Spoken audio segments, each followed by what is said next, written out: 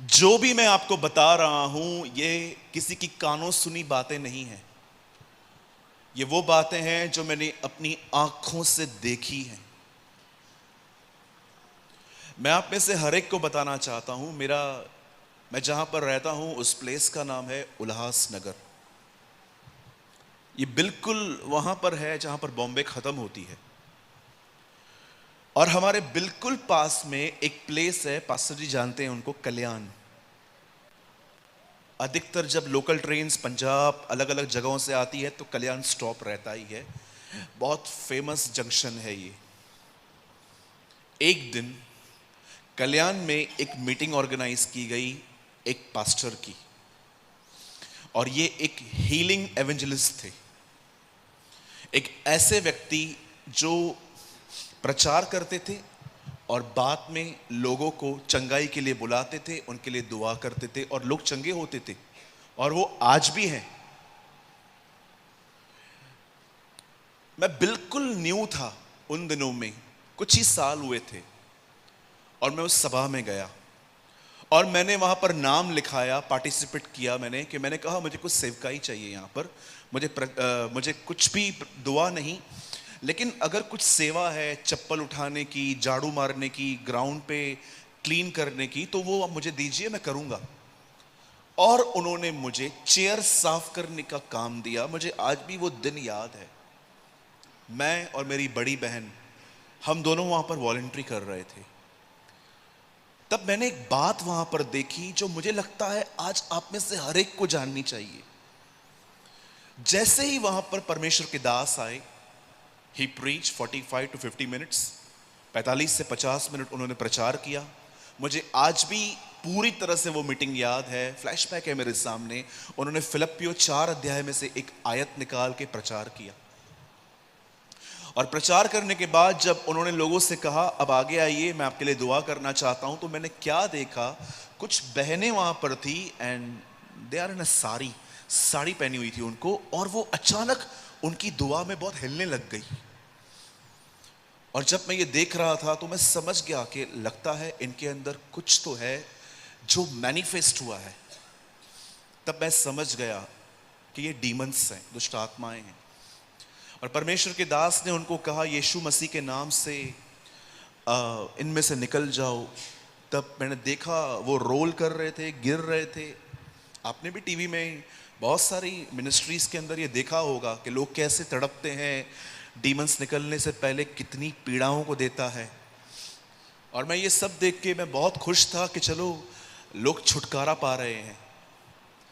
वो मीटिंग इतनी सक्सेस गई, इतनी अच्छी गई कि जिस व्यक्ति ने उस मीटिंग को ऑर्गेनाइज किया था, उस व्यक्ति ने ग्राउंड पे ही उसी परमेश्वर के दास को कहा, उनसे पूछ के अनाउंस किया कि 3 महीने के बाद हम वापस यहां मिलेंगे।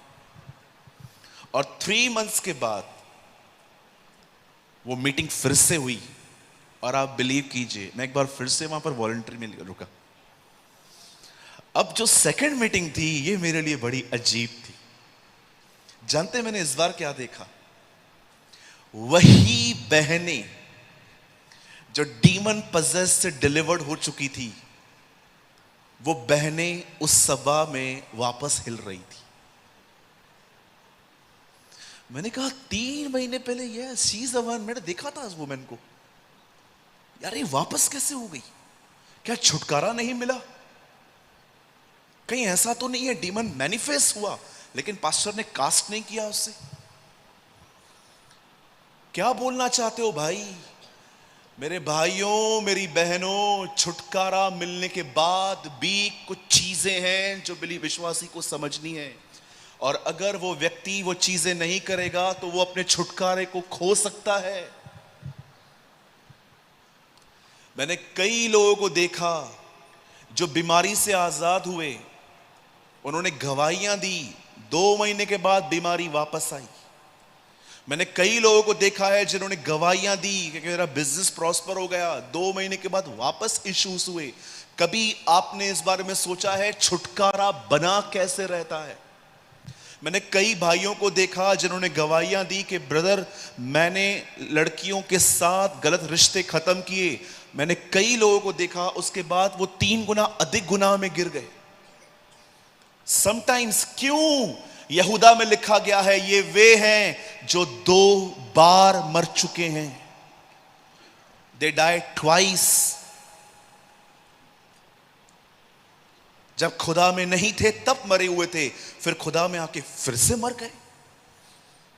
अब मैं आपको बताना चाहता हूं, अगर आप इस कलीसिया के एक सदस्य हैं या आप किसी भी मंडली से यहां पर सुनने के लिए वचन आए हैं, याद रखिए जब भी आप चर्च में आओगे परमेश्वर आपको आजाद करेगा, लेकिन वो आजादी तब तक बनी रहेगी जब तक आप परमेश्वर के साथ बने रहोगे। लेकिन अगर आप परमेश्वर से दूर जाओगे, मैं आपको बताना चाहता हूं, यीशु ने कहा एक व्यक्ति में से जब दुष्ट आत्माएं निकलती हैं तब वो उस व्यक्ति से दूर जाती हैं ऐसे जगहों पर जहां पर लोग नहीं रहते। हिंदी में लिखा है निर्जन प्रदेश, मेरी एक बाइबल में ऐसा लिखा गया है जंगलों में। दुष्ट आत्मा जब एक आदमी के अंदर से, अंधकार जब एक आदमी के अंदर से निकलता है तो वचन कहता है वो उन जगहों पे चला जाता है। लेकिन जानते हो उसके बाद लिखा गया है, लेकिन जब उन्हें वहां पर आराम नहीं मिलता, विश्राम नहीं मिलता, याद रखिए परमेश्वर को भी आप में विश्राम मिलता है, दुष्ट आत्माओं को भी आप में विश्राम मिलता है। अब ये आपके ऊपर है कि आप किसे जगह देंगे। बाइबल बताती है कि जब वो वहां पर विश्राम नहीं पाती तो वापस अपने घर में लौटने की कोशिश करती है, और इस बार वो अकेली नहीं आती, 7, इट मींस टोटल 8, 7 + 1 8। अब इस बार वो 8 लेके आएगी अपने साथ, मतलब खुद को इंक्लूड करके, और लिखा है वो अपने घर को सजा सजाया पाकर उसमें आती है। मैं कई साल तक इस वचन को पढ़ता रहा कि दुष्ट आत्माओं के लिए सजा सजाया घर कैसे होता है। मैं कई बार जब इनवाइट किया जाता हूं कहां पर, तो मैं देखता हूं कई सारे लोग अपने घर में जब मुझे इनवाइट करते हैं, अपने घर में इतना क्लीनिंग रखते हैं वो लोग, मैं समझ जाता हूं कि मेरे आने से पहले यहां पर सफाई हुई है, बहुत चीजें को ठीक कर दिया गया, घर को सजाया गया है कि एक परमेश्वर का जन आ रहा है, हम डिसिप्लिन में सब चीजें मेंटेन करें। आप जानते हो दुष्ट आत्माओं के लिए सजाया हुआ घर क्या है? जिस घर में वचन नहीं है,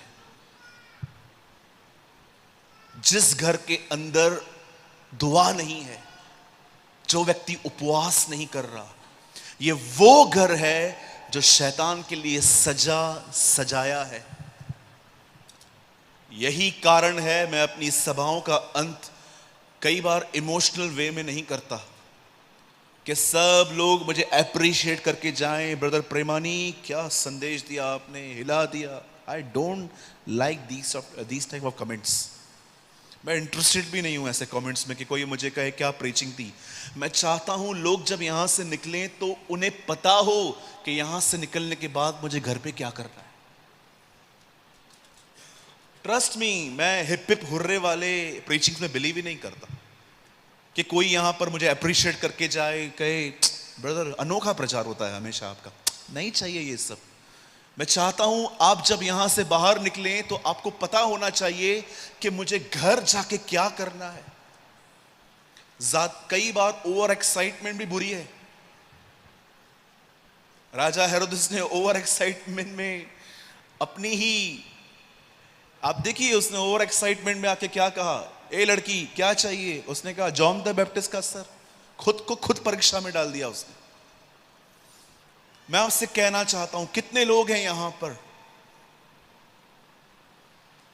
जो ये महसूस करते हैं, कई बार आपका ये अनुभव रहा है कि छुटकारा पाने के बाद भी वो बातें कुछ टाइम के बाद हम देखते हैं कि कई बार वो जीवन में नहीं रहती। आज एक कमांड देना चाहता हूं मैं आपको इस पुलपिट से, प्लीज हर दिन समय निकालें और परमेश्वर के वचन को पढ़ें। 1400 लैंग्वेजेस में बाइबल आज भी ट्रांसलेट नहीं हो पाया है। आप ब्लेस्ड हो कि आपको पंजाबी में बाइबल मिली है। आप आशीषित हो कि इतने बड़े बड़े स्क्रॉल्स आपको कैसे एक बाइंडिंग करके मिल गए हैं। चलो मैं आपको एक रहस्य बताता हूं। मैं जानता हूं ये बाइबल में नहीं है, लेकिन मैं ये बिलीव करता हूं ये हुआ है। प्लीज मुझे बात में कोई कंडेम मत करे, मैं आपको जस्ट वो बताता हूं जो मैंने प्रभु से सीखा है। जब यीशु इस पृथ्वी पर आए तो क्या उनके अंदर कोई मेमोरी कार्ड था कि सारे वचन उन्हें खुद ब खुद याद आते थे? कुछ मूवीज आती हैं हॉलीवुड की, एक्स्ट्राऑर्डिनरी मूवीज, के सामने से हवा आती है और उनको टच ही नहीं करती, हवा वापस चली जाती है। Extraordinary people. क्या यीशु इस पृथ्वी पर इस तरह आया था कि उसे सब कुछ याद था? आप जानते हो, जब वो इस पृथ्वी पर था तब वो खुद अपने वचन को मेमोराइज करता था। सोचिए, आपके पास बाइबल है, यीशु के पास बाइबल नहीं थी, तो वो कैसे शैतान को जवाब दे पाया कि मनुष्य केवल रोटी से ही नहीं परंतु परमेश्वर के वचन के द्वारा जीवित रहता है? वो ये कैसे कह पाया? आप जानते हैं कैसे कह पाया? वो बचपन में एक याजक के पास जाता होगा और उसे कहता होगा, याजक जी, क्या आप मेरे लिए उत्पत्ति की किताब पढ़ेंगे? और वो उसके लिए एक अध्याय पढ़ते होंगे, और नेक्स्ट डे वो फिर से उसी आराधनालय में जाके बोलता होगा, क्या आज आप मेरे लिए दूसरा अध्याय पढ़ेंगे? और उसको दूसरा अध्याय पढ़ के सुनाया गया होगा। ऐसे करते करते उसने अपने वचन को सिमरण किया होगा। आज मैंने देखा है बिलीवर्स बाइबल पढ़ने में बड़े कमजोर हैं। सब कुछ पूरा करके थका हुआ सा बदन खुदा के पास लेके आते हैं और बाइबल पढ़ते पढ़ते फिर नींद भी आ जाती है। मैंने रिसेंटली एक वीडियो पब्लिश किया, क्या बाइबल पढ़ते समय आपको नींद आती है? मैं आपसे पूछना चाहता हूं, आप कितना महत्व देते हैं उसके वचन को? आप किसी काम को करने से पहले वचन पढ़ते हैं कि सब कुछ निपटा कर वचन पढ़ते हैं? मैं कहता हूं, जो सब कुछ निपटा के दे वो केन का बलिदान है, और जो सबसे पहले दे वो हाबिल का बलिदान है। केन ने देखा खुदा को कुछ देना है, चलो दे देंगे, इसमें क्या है। लेकिन जब हाबिल ने देखा तो हाबिल ने कहा, मैं सबसे उत्तम दूंगा। मेरे भाइयों, मेरी बहनों, मैं आपको इस पुलपिट से डरा नहीं रहा, पर मार्क माय वर्ड्स, भले ही कलीसिया के लिए ये ग्लोरियस डेज हैं, लेकिन मैं आपको बताना चाहता हूं, अब अंधकार और बढ़ रहा है, अब गुनाह और ऊपर आएगा। हम नौकरियां करते हैं, हम अलग अलग जगहों पे काम करते हैं, 99% हमारे इर्द गिर्द मसीह नहीं अविश्वासी लोग होते हैं जो मूवीज देखते हैं, सब कुछ करते हैं। कभी आपने सोचा है कितना इन्फ्लुएंस आता है हमारे ऊपर उनका? यीशु की सबसे सुंदर बात जानते हैं क्या थी? वो अविश्वासियों के बीच में तो रहा, पर उसने अविश्वासियों से कोई बात नहीं ली। उनका प्रभाव कभी उस पर नहीं आया, उसका प्रभाव उन पे आया। स्वयं को इतना वचन से भर के रखिए, इतना वचन से भर के रखिए। मुझे बहुत लोग कहते हैं, ब्रदर मुझे उल्टे सीधे सपने आते हैं, ऐसे भी सपने आते हैं जिनका कोई मुझसे वास्ता भी नहीं है। जानते हो क्यों सपने आते हैं? सपने कई बार खुदा की तरफ से भी होते हैं, मैं मानता हूं। परमेश्वर कई बार वेट करता है आप सो जाओ तो वो आपसे बात करे सपनों के द्वारा। लेकिन कई बार जानते हो हमारे अंदर सपने क्यों आते हैं? क्योंकि सारा दिन जो हम काम करते हैं। मुझे एक बैंक के व्यक्ति मिले थे, तो उन्होंने कहा, ब्रदर मैंने सपना देखा। मैंने कहा क्या? बोला मैं 2-2 हज़ार के पैसे गिन रहा हूं। मैंने कहा आपका क्या जॉब है? बोला मैं वहां पर कैशियर ही हूं। तो मैंने कहा यही आएगा ना फिर तो।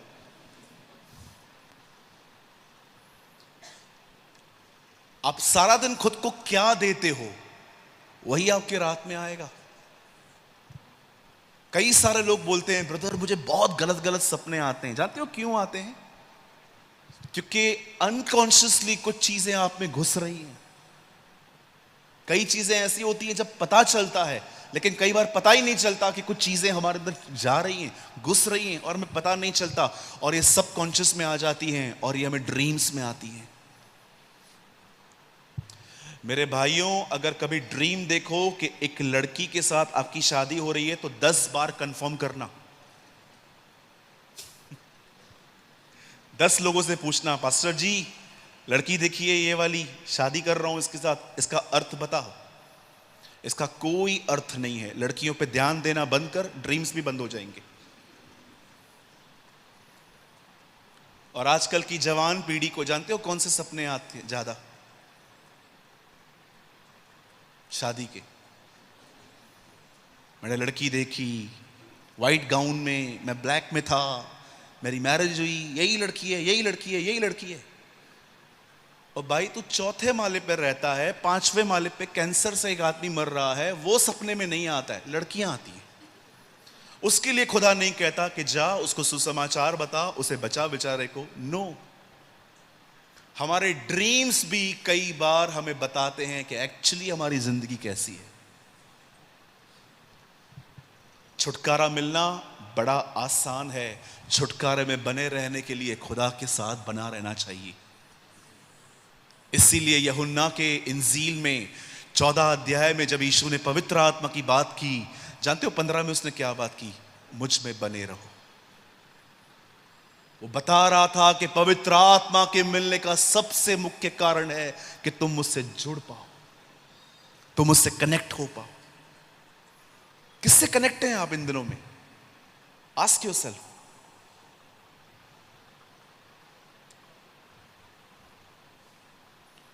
मुझे नहीं पता मैंने अपना लास्ट फोटो कब क्लिक किया था। आप मोस्ट ऑफ टाइम फेसबुक पे जो मेरे फोटोज देखोगे वो मैंने कभी क्लिक नहीं किए थे। मेरे पास इन फालतू बातों के लिए इतना टाइम ही नहीं है। लेकिन आज देखिए कई सारे जो लोग हैं, they don't have a time for God's word, लेकिन आप फोटोज निकाल के उनको कहिए। ओ, हमारे कलीसिया में एक बहन ने कहा, बहन भाई मेरे पास 5000 फोटोज हैं मेरे। मैंने कहा होंगे, काम धंधा नहीं है ना अभी, तो यही होगा, लॉकडाउन है, काम बंद है आपका, तो आप यही करोगे और क्या करोगे। आइए अब ऊपर आए। यूहन्ना को यीशु ने कहा कम अप हायर, ऊपर आ। अब लेवल है कि हम ऊपर आए, उस जीवन को पहचाने जो बादलों से ऊपर है, खुदा के साथ।